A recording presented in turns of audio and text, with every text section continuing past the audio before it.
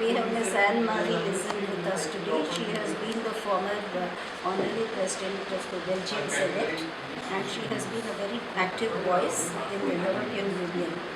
She has been working for the empowerment of women and girls, and she has been contributing to the the good governance of her country particularly, and also contributing to countering recession, so much so that we don't see in Belgium as much recession. And she has been working with Afghanistan. She has important stories to share. Hearty welcome to you, Ms. Lizin. Please share your experiences with us. So maybe the most important is empowerment of women, I think, because in Belgium from 20 years now, maybe more, I can say 30 years, we have made laws in the parliament for equality in the candidates for election, also for the social aspect of life, that they should receive the same amount of money than men when they are alone, as head of the family, and all these social aspects have been done together. And we are now trying to have more and more women involved in companies, in board of companies, because we have discovered that in Belgium very few women were really members of boards. So that's part of our success, that we have now more women involved in the employees, federation, and in maybe also an impact on the fact that all women in Belgium, all girls, they want to work. They don't want to stay home. They want to work and to find a job. So it's part of the success also for women, because it means they really want independence. And we have done that also at the European level with what we call in Europe directives. So it's directives to the government to push women in different areas of the life, and also in companies. And it's going well.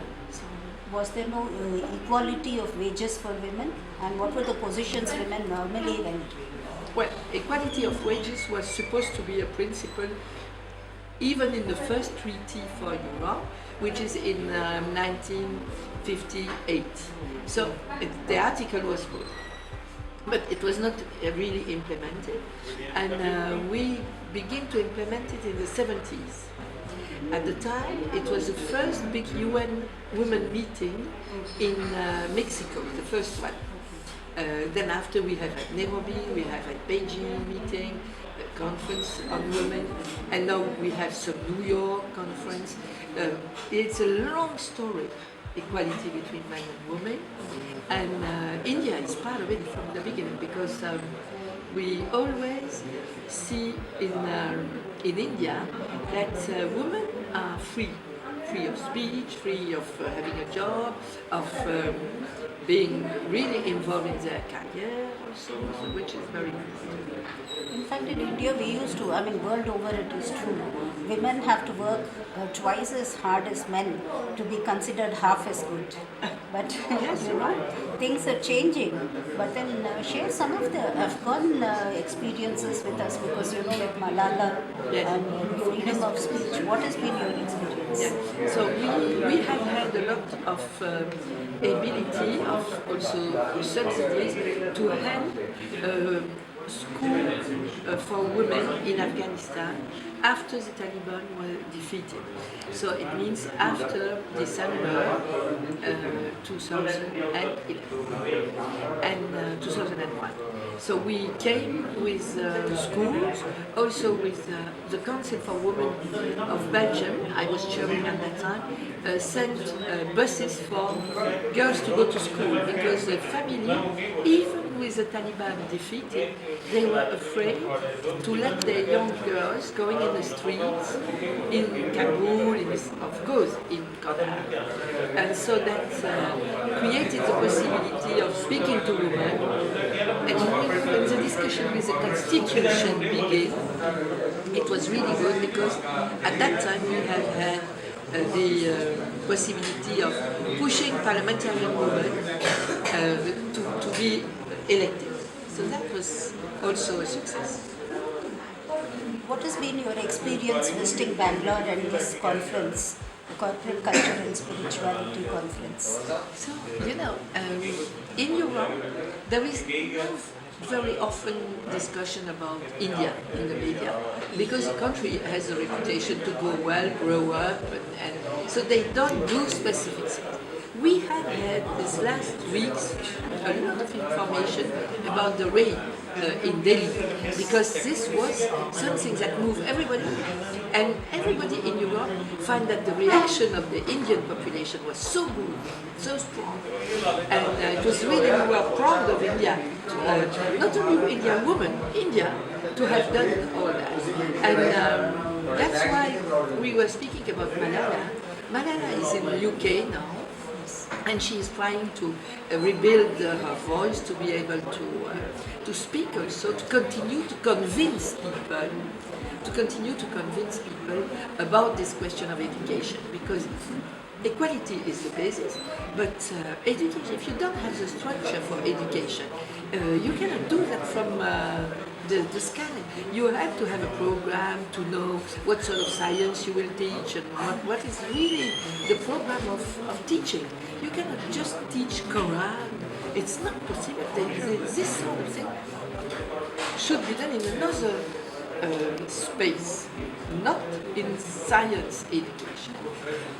Finally, in the European Union, France only recently, last week, has passed a legislation that women can wear pants when they go out to work and so on. It was always dresses and skirts. So, I mean, as a high-level woman achiever in a man's world, as it were, what is the kind of, looking back, your take and your satisfaction in your role? Well, I think it is all this sort. The first and the most important law that we succeed, and also we succeed in France, is to put out of the penal code. We succeeded in having violence against inside family, but also between man and woman, between husband and wife. We succeed in having it inside the penal code, and because before you were excused if you beat your wife. You were excused. You have excuse in the criminal. So that's stupid. That was a long old rules, and I have done the law to change that, and I have changed it in France, in most of the European countries now. And so we are satisfied with this fight against violence, because it's not a question of only Muslim. Some of the extremist Muslims, they find an article of the Quran saying you can beat your wife. Okay. It's bad. And you can find another place in the Quran, if you want, to say that it is not good. So we forget about all this sort of it is good, it is not good because of this article of the Quran. We say you cannot. This is forbidden. And then if you do it, you go to tribunal and to court. And that's part of what we have succeeded. But still now, we still have to continue on violence, because violence is something you have to overcome in any individual, because any individual could have a violent attitude, and this is why it is so important what you do for such a huge country with a huge population to explain that violence is wrong. And it is a message that we receive here, and this is a real message for a society. Finally, would you like to give a message to the youngsters who are future managers? What is the message you would like to give them? So you are really privileged to have this opportunity to learn here these principles, and to spend time to learn these principles, because it is really part of something that Europe has forgotten about. You do business for money. Here, no. You do business for money and you try to add something. And that's very good. Thank you, Ms. Lizin, for speaking with us. Wish you all the best in your trying to transform society by empowering women and changing male mindsets. You do a fantastic job. Thank you.